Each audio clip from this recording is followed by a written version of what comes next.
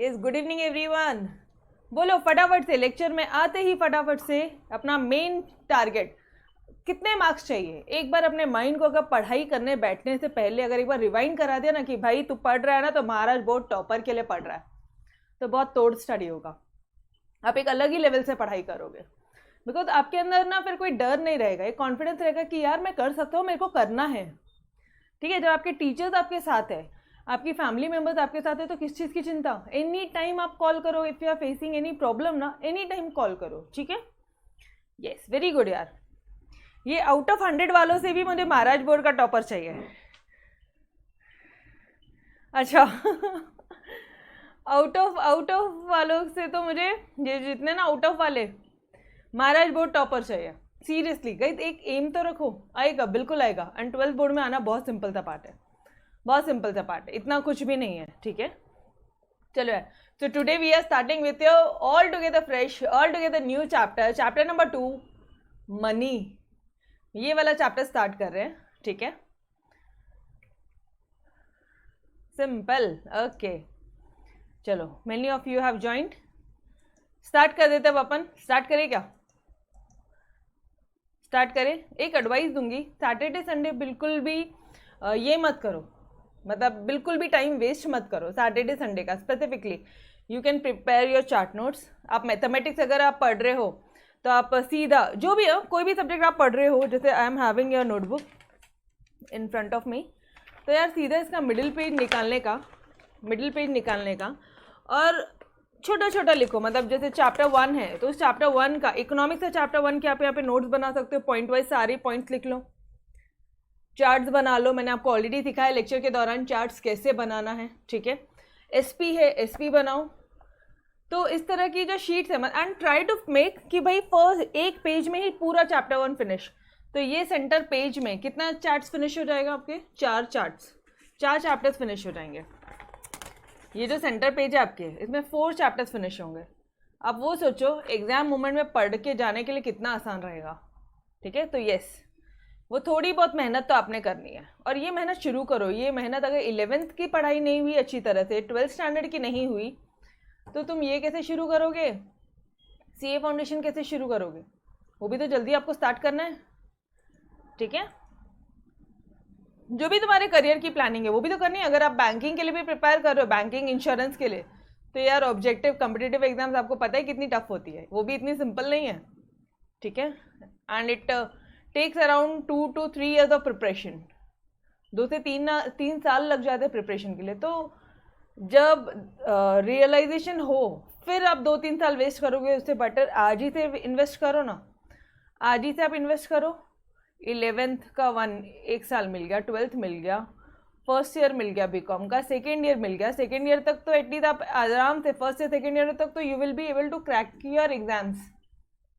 आप कोई भी कॉम्पिटिटिव एग्जाम इजीली क्रैक कर पाओगे अगर आज ही से प्रिपरेशन करते हो तो।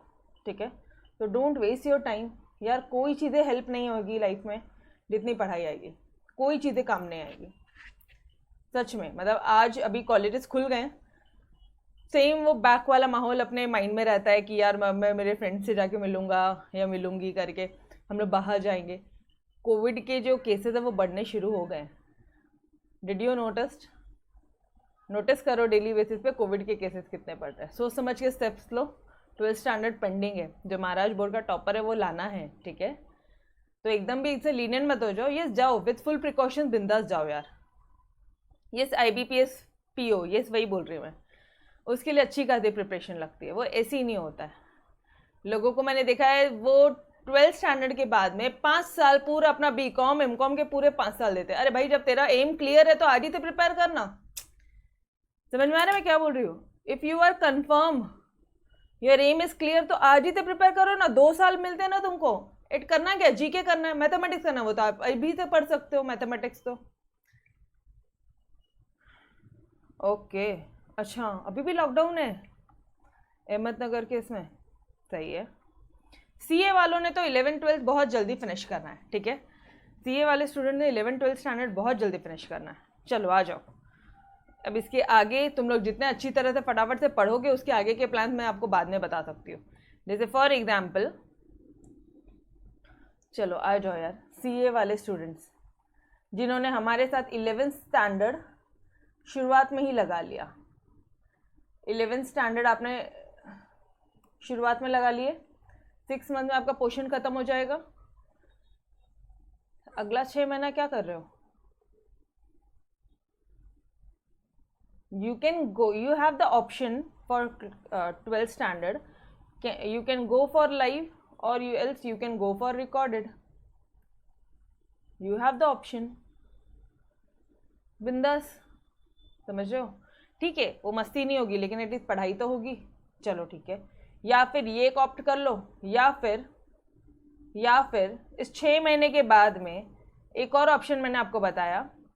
ये नॉर्मल है, ये वो स्टूडेंट जो सीए नहीं कर रहे हैं या कोई प्रोफेशनल कोर्सेज नहीं कर रहे हैं, बैंकिंग वैकिंग या those who are firm about their aim कि भाई 12th बोर्ड में तो अब मैं रैंक लानी ही है, महाराष्ट्र बोर्ड का टॉपर आना ही है। और else you can go for CA का फाउंडेशन का कोर्स, अपना अकाउंट सब्जेक्ट आपके हरीश सर का, गो फॉर रिकॉर्डेड। यार क्या दिक्कत है? लाइव रिकॉर्डेड दोनों ऑप्शन ले लो, ठीक है।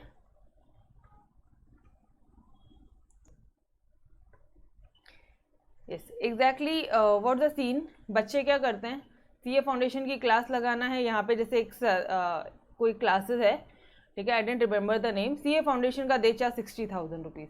अरे यार, तो आई टोल्ड माई स्टूडेंट्स कि भाई आप उससे बेटर है आप ऐसे क्लासेस, इंडिविजुअल क्लासेस जाओ ना सब्जेक्ट वाइज, आपको हर एक सब्जेक्ट 5,000 में मिल जाएगा, तो टोटल आपके 20,000 में हो जाएगा। और आप उसको अपने हिसाब से लो, एक साथ आपके 60,000 रुपये भी नहीं जाएंगे। प्लस आप वही टीचर की क्लास लो जिनसे आपको बहुत बेहतरीन तरह से समझता है, प्लस आपको एटलीस्ट वो टीचर यार फ़ोन पे आपके डाउट सॉल्व करने के लिए तो मिलना चाहिए, ठीक है। फ़ोन पे डाउट सॉल्व करने के लिए मिलना चाहिए, उनकी टेस्ट सीरीज़ होनी चाहिए, उन्होंने ध्यान देना चाहिए। हमें एक ऐसा टीचर चाहिए जो आपके full fledge, because CA foundation में क्या होता है, यू डोंट हैव कॉलेजेस, कोई कॉलेज की टीचर नहीं होती है हैमर करने के लिए, कोई कॉलेज का रिजल्ट नहीं आता जो पेरेंट जाएंगे, पेरेंट टीचर मीट में उनको टीचर अपने पूरी औकात बताएगी, ऐसा वहाँ पे कोई औकात बताने वाला सिस्टम नहीं होता। वहाँ पे डायरेक्टली फाइनल एग्जाम होती है, ICAI की एग्ज़ाम होती है, तो यहाँ पे कोई हेड नहीं होता है। अगर आपने रिकॉर्डेड सेशन ले लिया तो वहाँ पे भी एक दिक्कत आएगा कि वो जो टीचर है वो आपसे बात नहीं कर पाता है, because he had so many of students. तो गो फॉर समवन, ऐसे इनके पास जाओ जो आप पे पूरी तरह ध्यान दें, आपको पकड़ के करवा के ले, वो एक मोमेंट ज़रूरी है। ये हर एक जगह है, ये हर एक जगह है दर्शन, ये हर एक जगह है। मतलब आप बोल रहे हो 11th 12th plus CA foundation, हर एक जगह है, ऐसा कुछ नहीं है। Because we are also from Akola, तो हमें पता है, ठीक है। चलो चलो यार, बहुत हो गया। तो I just wanted to tell you यार, एटलीस्ट टाइम मत वेस्ट करो। नहीं आगे कुछ करना है तो आप 12th स्टैंडर्ड की पढ़ाई फटाफट से स्टार्ट कर सकते हो। तो don't waste a single lecture, एक सिंगल मिनट मत वेस्ट करो, प्रैक्टिस करो, राइटिंग प्रैक्टिस करो यार। तुम्हारे पेरेंट्स को दिखो तो सही पढ़ते हुए। अगर वो हम लोग अगर उन्हें कॉल करते हैं एंड दे आर सेइंग कि यार मैडम क्या है ये, सही नहीं लगता यार। If you are practicing, you are studying, at least आप उनको बताओ तो सही, ठीक है। एंड ये प्रीति मैडम आपके पेरेंट्स को कॉल करती है, ये ध्यान रखना, प्रीति मैडम आपके हर एक पेरेंट्स को कॉल करती है, even if you are online student, offline students करती हैं। चलो आ जाओ। तो guys let's start with your chapter number 2। अच्छा, चैप्टर नंबर 2 स्टार्ट करने से पहले, ये मनी के पहले अपन थोड़ा सा ना एक बेसिक देखते हैं। मनी का इन्वेंशन क्यों हुआ? गाइस एक्चुअली आपको पता है क्या, ये मनी आने से पहले ना, पहले बार्टर सिस्टम हुआ करता था, जहाँ पे गुड्स के बदले में ना गुड्स एक्सचेंज किया जाता था। गुड्स के बदले में गुड्स एक्सचेंज किया होता था। एक हाथ से गुड लो, दूसरे हाथ से गुड लो। मतलब ये पुराने जमाने वाले लोगों ने तो कभी पैसा नाम की कोई चीज़, ये रुपए नाम की कोई चीज़ देखी ही नहीं थी। तो क्या होता था, अगर मान लो ये एक आदमी है, इसके पास में राइस है और दूसरे के पास में वीट है, तो ये एक दूसरे से एक्सचेंज कर लेंगे। ये बोलेगा यार एक काम करो, तुम मुझे थोड़ा सा अपना राइस दे दो, मैं तुम्हें थोड़ा सा अपना वीट दे देता हूँ। वो ये नहीं दिखेंगे कि भाई राइस जो है वो ज़्यादा कॉस्टली है, वीट जो है वो कम कॉस्टली है। हाँ, लेट्स टेक अनदर एग्जांपल, एक के पास में मिल्क है, ठीक है, ये इधर जो बंदा है मिस्टर ए, मिस्टर बी, अभी ये लोग सेल क्या करना चाह रहे हैं, ये क्या सेल करना चाह रहा है, ये सेल करना चाह रहा है राइस, और ये क्या बेचना चाह रहा है, इसके पास में मिल्क है, ये मिल्क बेचना चाह रहा है, ठीक है, और ये परचेज क्या करना चाह रहा है, मिस्टर ए परचेज करना चाह रहा है वीट, वीट परचेज करना चाह रहा है, और इसको क्या चाहिए, इसको चाहिए फ्रूट्स। तो यार इधर तो दिक्कत वाली बात हो गई ना, मतलब मिस्टर ए की जो वांट्स है मिस्टर बी की want total all together different है। ये बेचना ये चाह रहा है लेकिन खरीदना ये चाह रहा है, जो ये वीट खरीदना चाह रहा है वो ये वीट उसको इसके पास मिल ही नहीं रहा है। किसके पास नहीं मिल रहा है, मिस्टर बी के पास नहीं मिल रहा, तो ये जाएगा मिस्टर सी के पास में, कोई दूसरा बंदा ढूंढेगा कि भाई तेरे को वीट चाहिए क्या, तेरे पास वीट है क्या, इतना बता, तेरे को वीट सेल करना है क्या, समझ रहे हो। ये ऐसे के पास जाएगा जिसको वीट सेल करना होगा और जिसको राइस परचेस करना होगा। तो इसकी जो डिमांड है, इसका जो वांट है, इसकी जो ज़रूरत है, क्या वो मिस्टर बी से फुलफिल हो रही है या मिस्टर सी से फुलफिल हो रही है, टेल मी गाइस।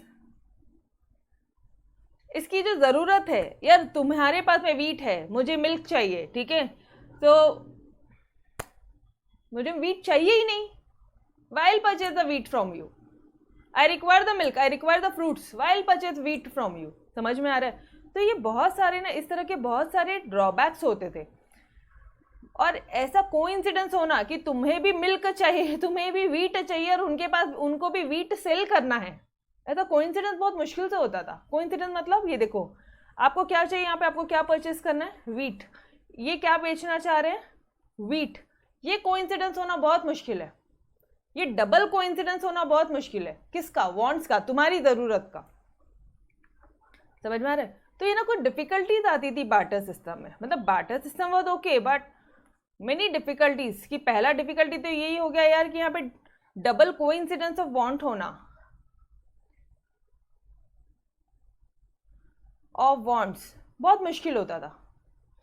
ठीक है, चलो यार, अगर मान लो डबल कोइंसिडेंस ऑफ वांट मिल भी गया, ये मिस्टर सी मिल भी गया इसे, लेकिन अब इस ये अपना जो राइस दे रहा है, ये राइस दे रहा है 30 kg राइस दे रहा है। या फिर let's take another example,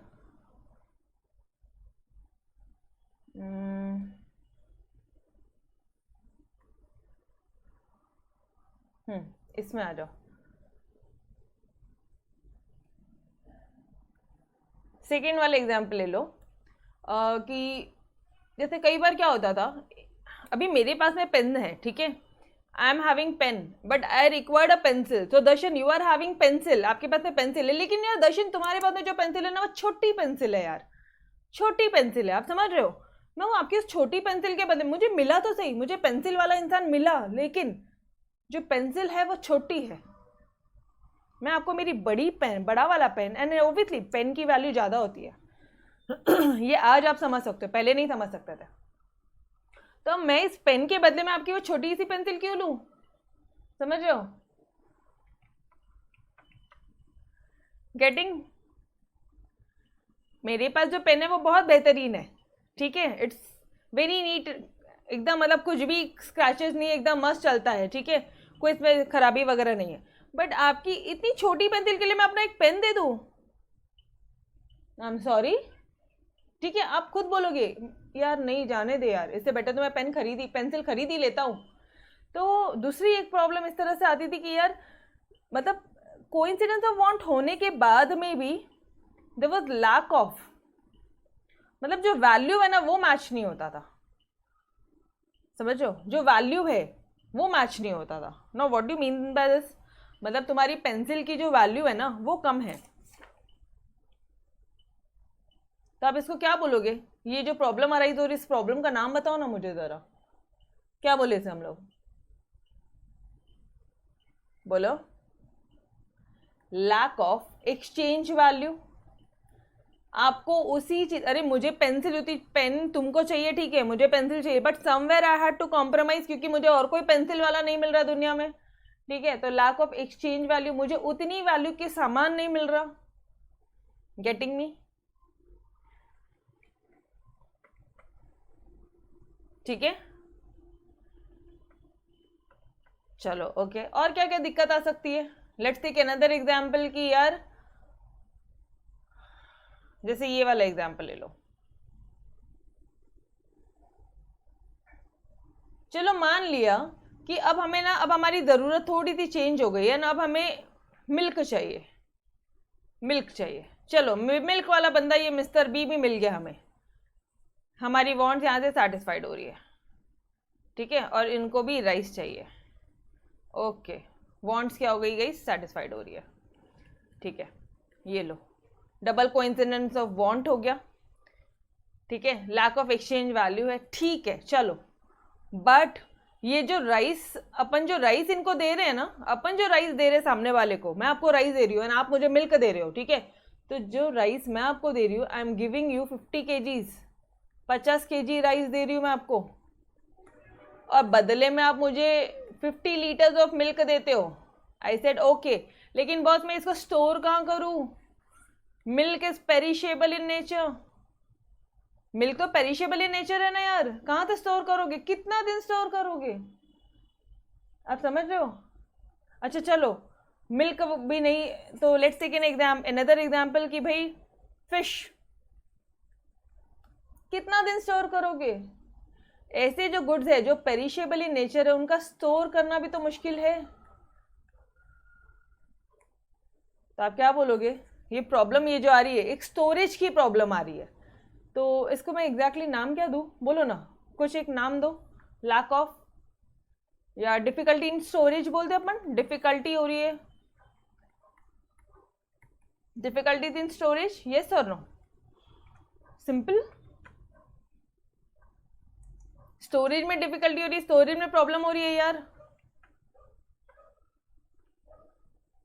yes, okay, चलो थर्ड पॉइंट।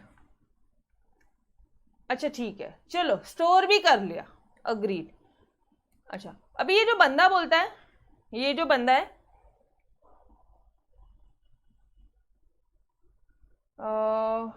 यहाँ पे नेक्स्ट एग्जांपल लेते हैं।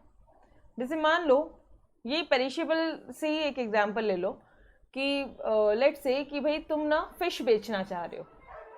ठीक है, फिश बेचना चाह रहे हो, और सामने वाले ये फिश ले रहा है, और आप क्या खरीद रहे हो?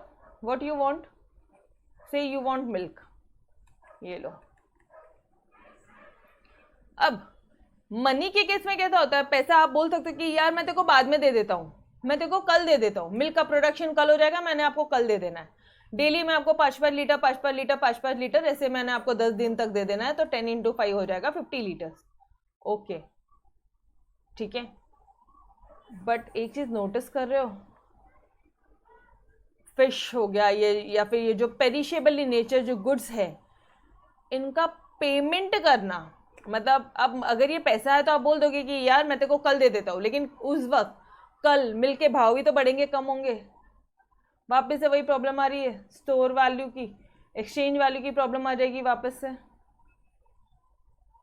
आप समझ रहे हो क्या प्रॉब्लम आ रही है? अगर मुझे यहाँ पे सामने वाले को बोलना है कि मैं आपको बाद में पेमेंट करता हूँ, तो कैसे करूँ? बाद में पेमेंट कैसे किया जाए? Defer payment. In your account you use the word defer payments. ठीक है, डेफर पेमेंट्स आप यूज करते हो। ये डेफरमेंट ऑफ पेमेंट वर्ड मुश्किल है ना, ये डेफर पेमेंट करना मुश्किल है, बिकॉज क्योंकि यहाँ पे जो गुड्स है हमारे वो पेरिशेबल इन नेचर है। ये जो गुड्स है वो हमारे कौन से नेचर है? पेरिशेबल नेचर है। बाद में कैसे पेमेंट करोगे यार? ये तो खराब हो जाएंगे आज के आज ही।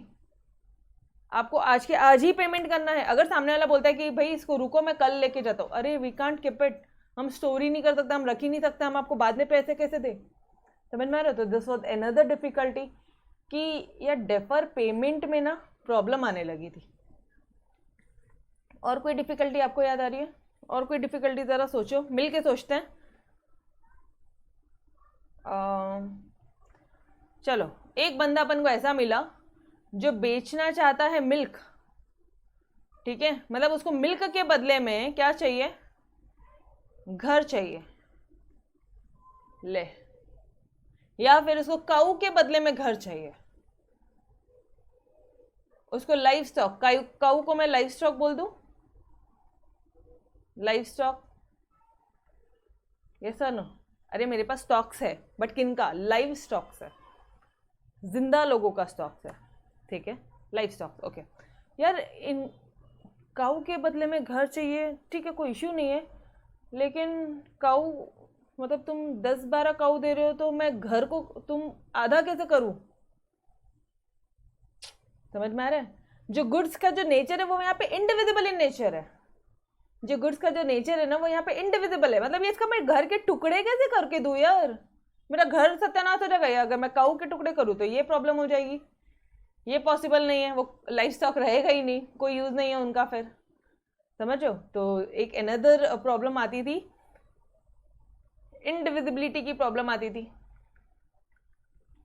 इंडिविजिबल इन नेचर बोल दो या इंडिविजिबिलिटी बोल दो। और कोई प्रॉब्लम, और कोई प्रॉब्लम? यस, आपके माइंड में कुछ आ रहा है?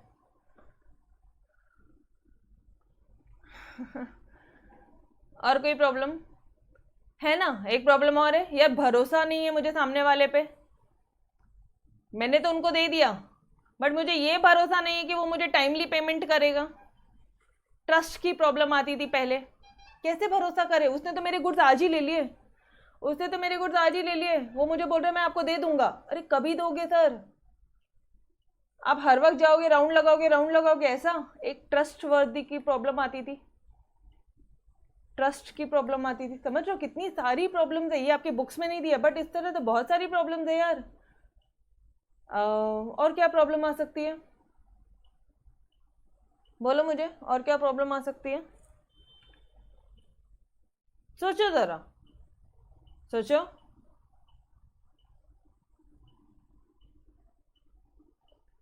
ये भी हो सकता है कि आपने उनको गुड्स दिया लेकिन आपने उनको घर दे दिया, चलो, लेकिन उन्होंने जो अपन को गाय दी ना, जो उन्होंने लाइफ स्टॉक दिए हैं पूरी, उन्होंने पूरा अपन को ये दे दिया, लाइफ स्टॉक दे दिया, ठीक है, you said you agreed with it, but यार बाद में पता चलता है कि ये जो गैया है, ठीक है, इनसे तो इनका कोई यूज ही नहीं है, बिकॉज इनसे मिल्क ही नहीं होता है, मिल्क ही नहीं मिल सकता, मतलब डिफेक्टेड गुड्स दे दिया तो फिर क्या करोगे? या फिर आपने जो इनको घर दिया ये डिफेक्टेड दे दिया तो क्या करोगे?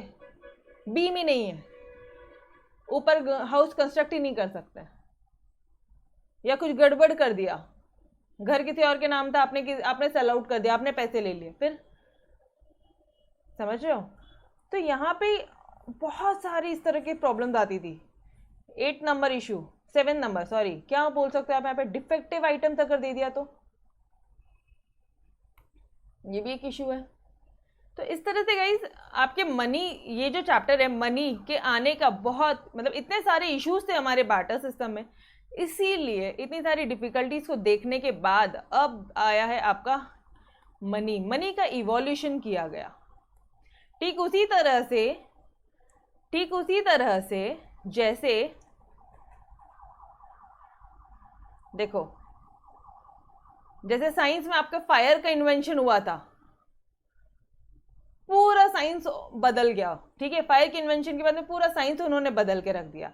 व्हील्स का इन्वेंशन हुआ मैकेनिकल साइंस में, एकदम मतलब बहुत ज़्यादा चेंजेस आ गए थे उसके बाद में। मनी के आने के बाद में एक रिवॉल्यूशनरी चेंज आ गया था ह्यूमन बींग्स की लाइफ में। यार अब तो ऐसा एक सीन है कि हम पैसे के बगैर तो रह ही नहीं सकते हैं, बहुत मुश्किल है पैसों के बगैर रहना, ठीक है। तो with the help of money, चलो अभी आ जाओ फटाफट से नोट्स में। With the help of money various goods and services are bought and sold to satisfy human wants, ठीक है, बहुत सारे हम लोग गुड्स एंड सर्विसेज खरीद सकते हैं या बेच सकते हैं अपनी वांट सेटिस्फाई करने के लिए। ये देखो यहाँ पे एक भी लाइन रट्टा मारना नहीं पड़ रहा, थोड़ा सा ध्यान से देखना। With the help of money various goods and services, अभी आप हमसे गुड्स ले रहे हो या सर्विस ले रहे हो, टेल मी गाइस। हाँ, we are giving you teaching services, ठीक है। तो various goods and services are bought and sold with the help of money to satisfy human want, ताकि आप आपकी जरूरत पूरी कर सको। The modern economy is dependent on money, yes obviously money was created, ये क्रिएट क्यों किया था? To reduce the difficulties in barter system. और कितनी सारी डिफिकल्टीज होती है बार्टर सिस्टम में, बहुत सारी है। अच्छा बार्टर सिस्टम होता क्या, एक बार वो तो देख ले। It refers to the exchange of goods for goods, मतलब गुड्स के बदले में गुड्स ही देना। यहाँ पे पैसे का नाम ही नहीं आ रहा था पहले। Goods itself played the role of money. ये लाइन देखना, देखो एग्जाम में ये लाइन बहुत कॉमन है, ये हर एक बच्चा लिखेगा, बट यहाँ से थोड़ी सी दिक्कत आ जाएगी। गुड्स, ये जो गुड्स है ना, it itself played the role of money. अरे ये पेन ही मनी का रोल प्ले कर रहा था वहां पे, वो जो गैया है वही मनी है। कौन सा मनी मैडम? एनिमल मनी है वो वहां पे। ये गुड्स क्या है? कमोडिटी मनी है। पहले वो अपन पढ़ेंगे, अभी इवोल्यूशन ऑफ मनी पढ़ेंगे, ठीक है, कि मनी कैसे कैसे इवॉल्व हुआ, तब आपको समझेगा कि कितने टाइप्स के पहले अपन मनी यूज करते थे। ठीक है, बोलो यहां तक समझा एवरीवन? ये जो गुड्स है ना, ये जो गुड्स है, this itself played the role of money. बस ज्यादा कुछ नहीं लिखना है आपने, ठीक है। एग्जाम में introduction paragraph, your barter system, और फिर आप आ जाओगे difficulties in barter system. Difficulties क्या है? जो फर्स्ट टाइम तुमने बोला कि यार सबसे पहली प्रॉब्लम, आपके पास में कपड़े हैं और आपको अनाज चाहिए। You have clothes and you need rice. Difficulty है ऐसा बंदा ढूंढने में मुझे, ताकि हमारी वांट कोइंसाइड करे। हमारी वांट्स क्या करे? कोइंसाइड करे, मतलब एक पॉइंट में आके मीट हो। कोइंसाइड मतलब क्या होता है डियर?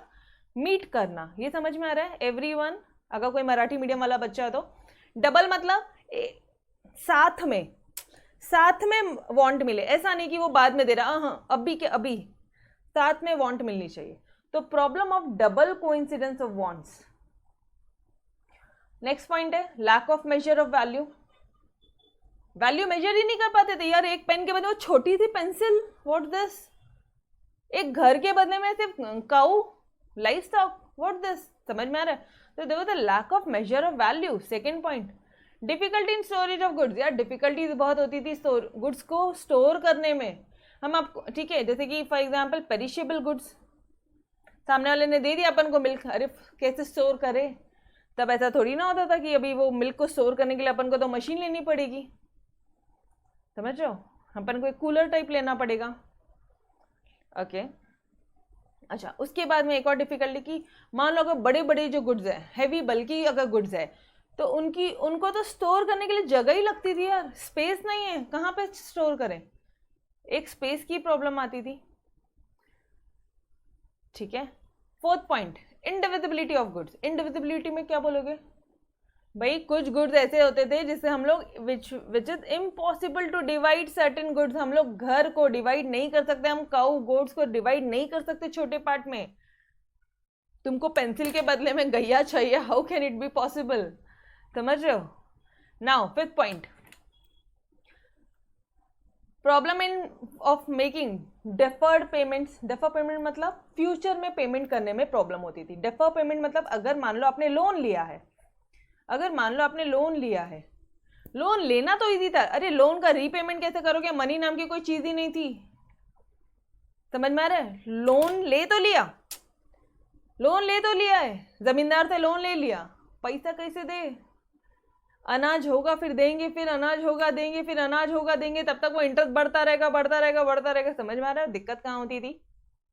डेफर पेमेंट पॉसिबल नहीं था। अच्छा, वहां पे अनाज है तो ठीक है, और वहीं पे तुम्हारा अगर गुड्स पेरिशेबल गुड्स है ना, तब तो तुम गए, बुरी तरह लग गई वाट। Clear everyone?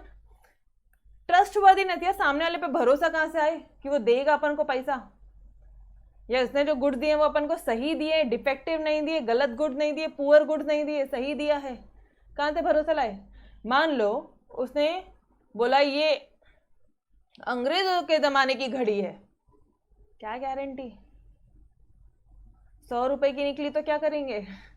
समझ में आ रहा है? मतलब ये तो मैं पहले मनी की बात ही नहीं होती थी, बट आई एम सेइंग, एक आपको समझाने के लिए बोल रही हूँ।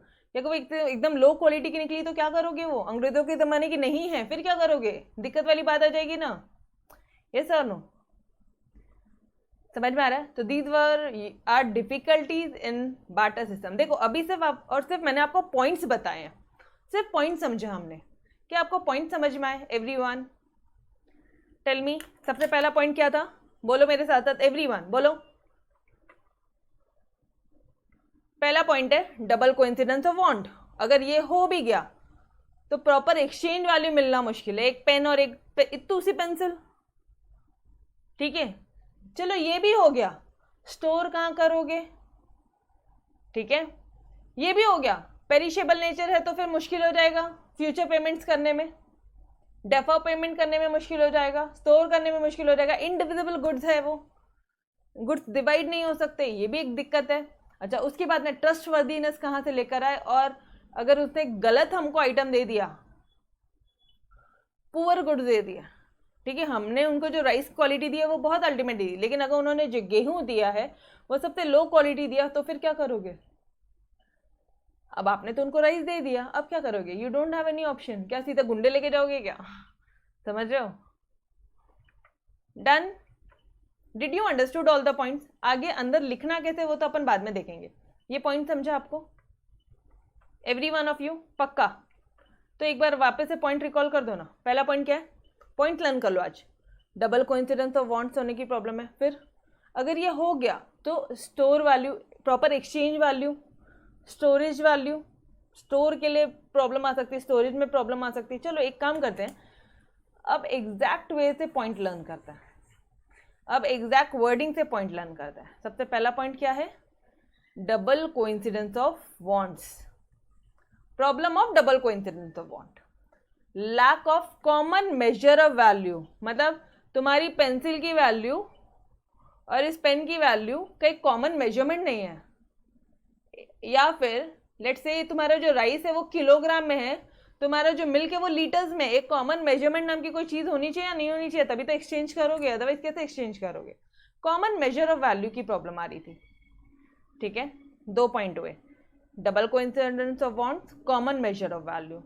डिफिकल्टी आ रही थी स्टोरेज ऑफ गुड्स में, 3rd पॉइंट।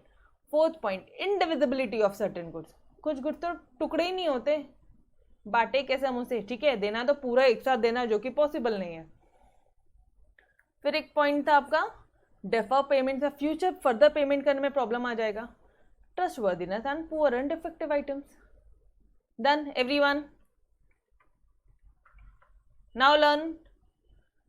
लेक्चर के साथ साथ लर्न हो रहेगा, यस और नो, इतना बता दो। Yes, okay okay. अंदर का कंटेंट अपन देखते हैं। अच्छा, डेफिनेशन तो बता दो, मनी क्या होता है, मनी क्या होता है डियर। अच्छा, इसके कारण ना मनी का इवोल्यूशन, इतनी सारी दिक्कत आ रही थी, तब जाके हमने मनी का इवोल्यूशन किया, ठीक है।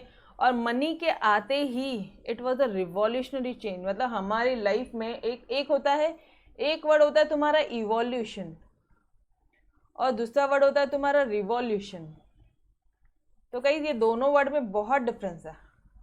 अब ये आज आपके लिए होमवर्क है कि ये दोनों वर्ड्स डिक्शनरी, क्या बोलोगे, डिक्शनरी देखो, गूगल देखो, जिधर देखना देखो, ये दोनों वर्ड में मुझे चेंजेस बताओ, वाई दे हैड रिटर्न। अभी तक वापस से बोल रही हूँ, अपन ने कंटेंट कुछ भी नहीं किया, कंटेंट कुछ भी नहीं किया, अपन सिर्फ वर्ड देख रहे हैं। यहाँ पे रिवॉल्यूशनरी चेंज वर्ड दिया, क्या होता है ये वर्ड, क्यों इवोल्यूशन, क्यों नहीं इवोल्यूशन, रिवॉल्यूशन में फर्क क्या है, ये आपका होमवर्क है, ठीक है। चलो, अच्छा मनी का डेफिनेशन बताना, मनी क्या करता है। मनी, प्रोफेसर वॉकर ने एक बहुत ही शानदार डेफिनेशन दी है, money is what money does. Money क्या है, तो मनी वो है जो मनी करता है, क्या करता है, खरीदना, बेचना, लेना देना, सारी चीजें, समझ में आ रहा है। Money is what money does, simple. तो एक सिंपल से अपन डेफिनेशन लर्न करेंगे यहाँ पे। अरे अभी नहीं बच्चे भी ऐसे ना मेरे, अगर मैंने उनको होमवर्क बोला ना तो अभी गूगल करके इसने भेजा है ना। चलो ठीक है, आ जाओ, अगर भेज दिया आपने मृणाल, कल के लिए रखना नहीं है कुछ चलो आ जाओ। इवोल्यूशन मतलब हमारे मृणाल ने बता ही दिया, ठीक है। तो अभी आ जाओ यार, डिस्कस कर लेते हैं। इवोल्यूशन मतलब क्या होता है, कोई चीज इवॉल्व की आपने, ठीक है डियर,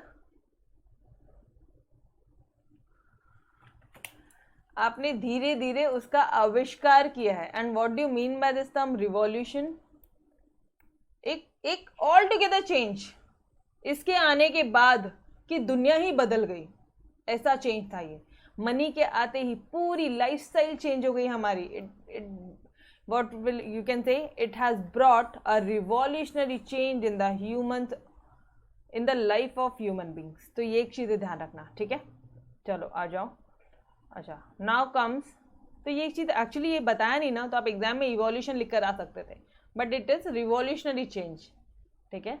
चलो और कोई देख लो, और कोई वर्ड का मतलब यहाँ पे ऐसा है जो आपको पता नहीं है या आपकी मैम ने बताया नहीं है, कुछ ऐसा दिख रहा है. डेफर पेमेंट मतलब होता है फ्यूचर पेमेंट. डेफरमेंट का मतलब होता है फ्यूचर, फ्यूचर फ्यूचर में पेमेंट, ठीक है. फ्यूचर में पेमेंट, ठीक है. Done everyone.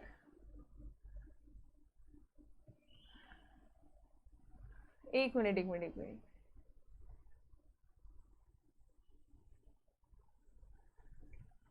ठीक है. नहीं समझा तो होमवर्क करने का. राम बोल रहा है मैम मेरे को इवोल्यूशन मतलब नहीं समझा, तो होमवर्क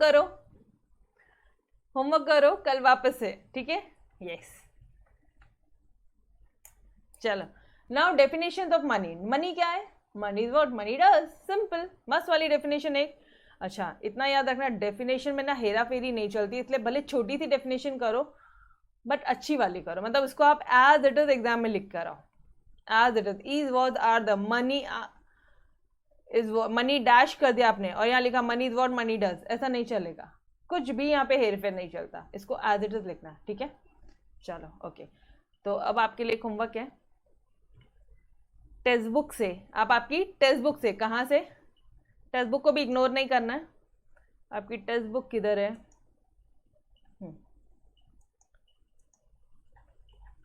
ये तुम्हारा टेक्स्ट बुक, ये रहा तुम्हारा चैप्टर नंबर 2. चैप्टर नंबर 2 एक बार ये पूरा रीड आउट करो. यहाँ पे आपको समझ में आ जाएगा राम, यहाँ पे रिवॉल्यूशनरी चेंज क्या होता है. यहाँ पे आप रीड आउट करोगे ना, आपको सारी चीज़ें समझ में आ जाएगी. बार्टर सिस्टम, और ये पूरा रीड आउट करो एक बार, ठीक है. अच्छा एग्जाम में प्रेजेंटेशन ऐसा करोगे तो वेल एंड गुड. इस तरह से अगर आप एग्जाम में प्रेजेंट करोगे, मैडम आपके में तो 7th पॉइंट है, 6th 7th भी लिख कर आओ, कोई दिक्कत नहीं है, बट ये पॉइंट तो चाहिए ही चाहिए, ठीक है. The there are extra point, additional points जो आप फर्दर स्टडीज में पढ़ोगे, ठीक है. बट ये पॉइंट तो लिखने ही लिखने हैं. समझ में आ रहा है? पहला क्या था? डबल कोइंसिडेंस ऑफ वांट होना मुश्किल है, कॉमन मेजर ऑफ वैल्यू होना मुश्किल है, उसके बाद में इंडिविजिबिलिटी, डेफर पेमेंट, और बाद में स्टोर. दैट्स इट यार, 5 ही तो पॉइंट्स है, ठीक है. अच्छा क्रॉदर की डेफिनेशन देखो बहुत बड़ी थी, तो आपकी मैम ने एक छोटी सी डेफिनेशन उठाई है और आपको यही करवाया. बिकॉज डेफिनेशन में ऐसा नहीं होता कि आपको बहुत बड़ी लिखनी है तो ही मार्क्स मिलेंगे. हाँ, एक लाइन का इतना छोटा भी लिखा ना, और अगर वो डेफिनेशन है तो आपको फुल मार्क्स मिलेंगे, अगर आपने उसमें is worth are the key भी मिस्टेक नहीं किए तो. डन. ओके. एक मिनट. इवोल्यूशन रिवॉल्यूशन में कंफ्यूजन वाले बच्चे सारे ये पैराग्राफ पढ़ेंगे तो उनको सब समझ में आ जाएगा. ये पैराग्राफ पढ़ोगे तो आपको इवोल्यूशन और रिवॉल्यूशन में डिफरेंस मालूम पड़ेगा, ठीक है. चलो तो guys we will stop till here. इसके आगे का अपन कल कंटिन्यू करते हैं. तब तक के लिए अलविदा. Bye bye everyone, take care, bye bye.